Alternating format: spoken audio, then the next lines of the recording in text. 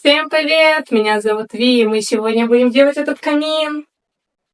Берем коробку из-под набережных Челнов и разделяем ее на части. Самые большие стенки коробки размещаем рядышком, как на видео.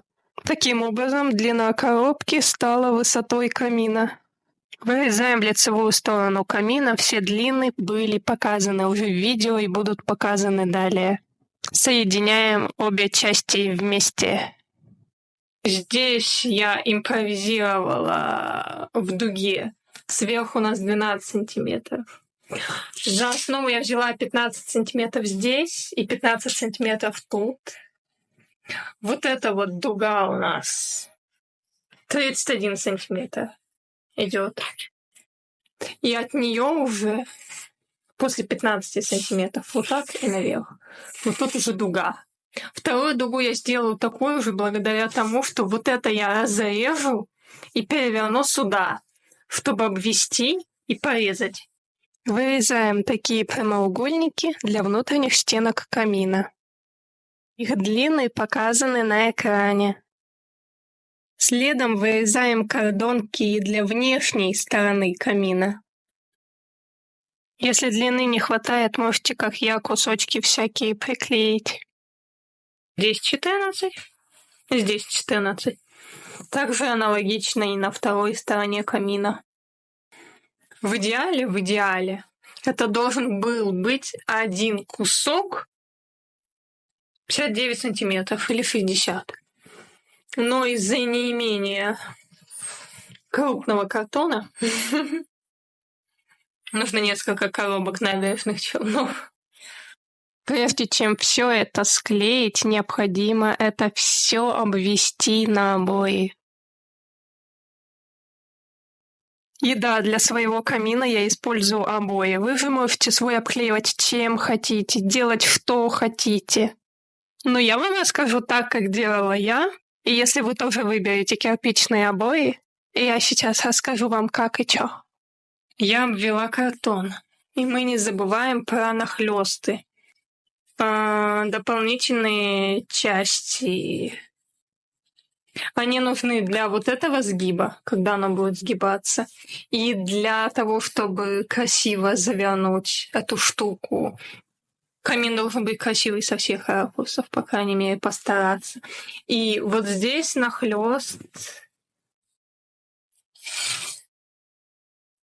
тоже надо не трясти уметь. Здесь нахлёст сделать это с такими прожилками, потому что мы это будем загибать по абсолютно неровной стороне.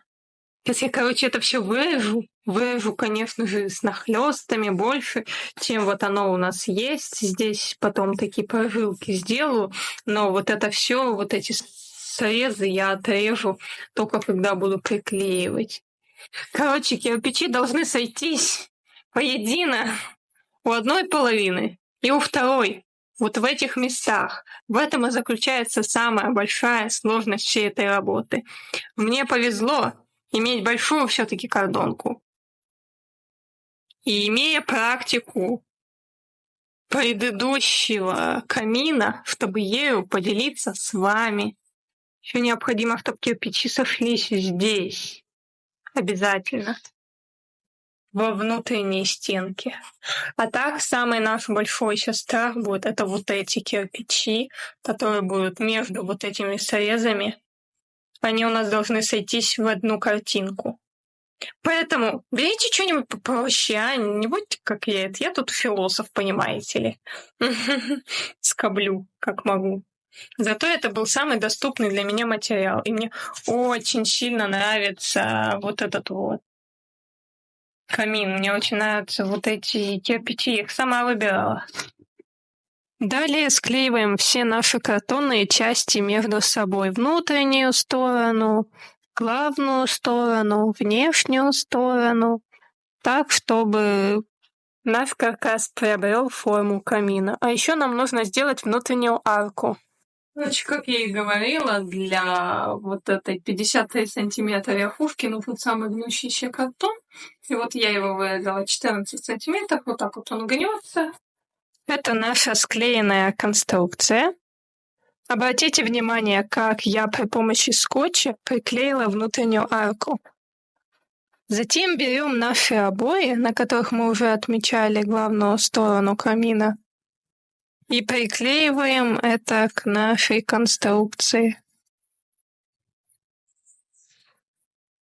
Так, вот что у нас получилось. Приклеиваем обои к согнутой арке камина так, чтобы все кирпичики красиво совпали и все выглядело гармонично. Для стенки камина нужно выделить нереально большой кусочек картона, чтобы он полностью все закрывал. Его мы тоже обклеиваем обоями. Для склейки я, кстати, использую клей титан. Для основания камина я взяла очень толстый картон и приклеила к нему еще один, чтобы он был еще толще. Для основания и полочки камина я взяла обои другого цвета для красоты и приклеила их только с лицевой стороны. Для задней стенки нам понадобится очень большая кардонка. С внутренней стороны я заклеила только ту часть стенки, которую будет видно в арке. А заднюю стенку камина я обклеила полностью. Последний рывок. Берем клей-пистолет и приклеиваем все эти части вместе. Полочку. Основание очень хорошо склеиваем снутри и снаружи. Нужно проклеить прям намертво, прям на века. Стенку я тоже приклеивала клеем-пистолетом в первую же очередь. Вот такая красотища у нас получается. Самое главное, чтобы в нашем камине горел огонь. Берем гирлянду, мишуру и начинаем украшать.